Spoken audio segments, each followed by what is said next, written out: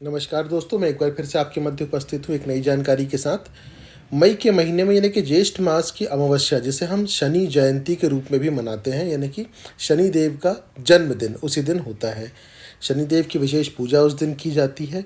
शनि ग्रह के कष्ट निवारण से भी संबंधित उपाय उस दिन किए जाते हैं।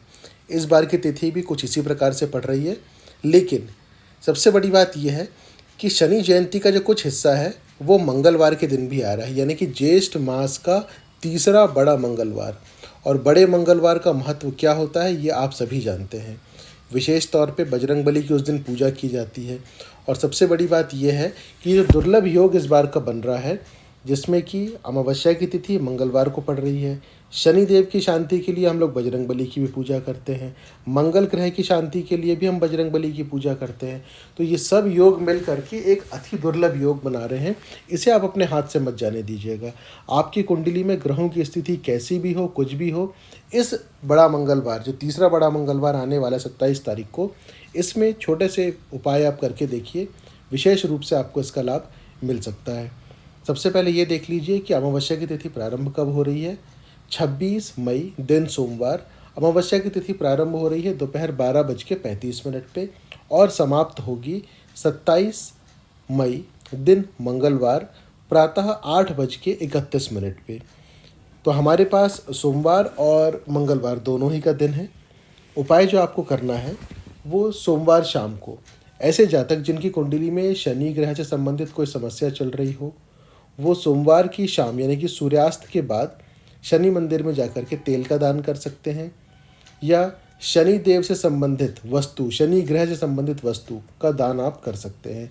अगर आपने अपनी कुंडली का विश्लेषण करवाया हुआ है और आपसे कहा गया है कि शनि ग्रह से संबंधित दान करना है, तो आप निश्चित तौर पे सोमवार की शाम को जाके कर सकते हैं। जो लोग सोमवार की शाम को नहीं जा पा रहे हैं वो प्रयास करें मंगलवार प्रातः सूर्योदय से पहले जा कर के दान कर दें, क्योंकि शनि देव का जो समय रहता है वो संध्या सूर्यास्त के बाद और प्रातः सूर्योदय से पहले का समय, न रात्रि का जो समय रहता है वो शनि देव का समय माना जाता है। इसीलिए उपाय करने का भी समय आपको वही बताया गया है।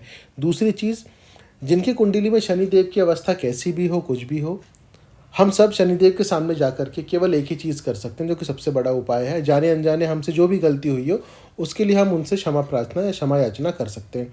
विशेष चीज़ का ध्यान आपको ये रखना है कि जब कभी भी आप शनि मंदिर जाएं या शनिदेव के सामने जाएं तो बिल्कुल उनके सामने सीधे ना खड़े, थोड़ा टेढ़ा खड़े हों, ताकि शनिदेव की दृष्टि आपके ऊपर ना पड़े।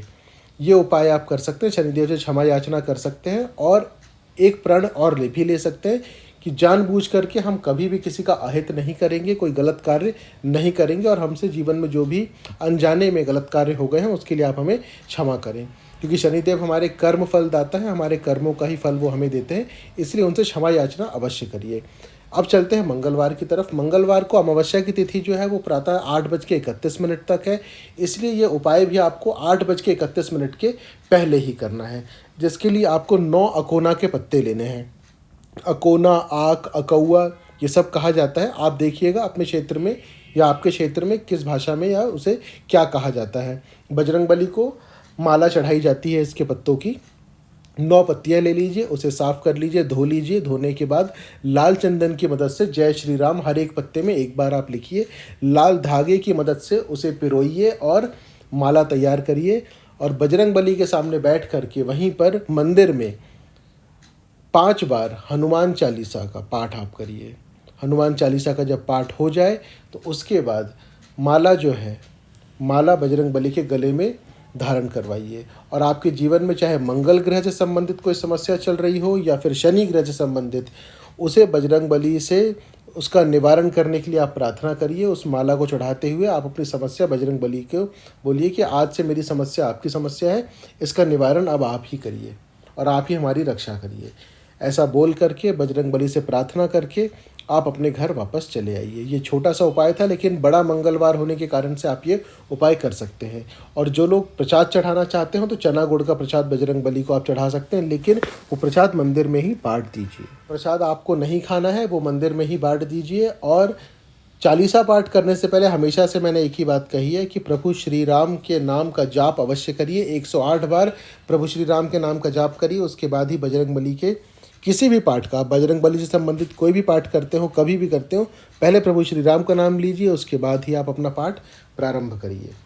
ये छोटे से उपाय थे, आप करके देख सकते हैं। कोई प्रश्न हो तो कमेंट बॉक्स में लिख करके पूछ सकते हैं। जो लोग नए हैं वो चैनल को सब्सक्राइब ज़रूर कर ले, बेल आइकन यानी घंटी का चिन्ह उसे दबा लें, जिससे कि चैनल में अपलोड किए जाने वाले किसी भी जानकारी, किसी भी वीडियो के बारे में सबसे पहले आपको पता चल सके और आप तक हर एक उपाय पहुंच सके, आप हर एक उपाय को करके लाभान्वित हो सके। जल्द ही फिर आपके मध्य उपस्थित होंगे। धन्यवाद।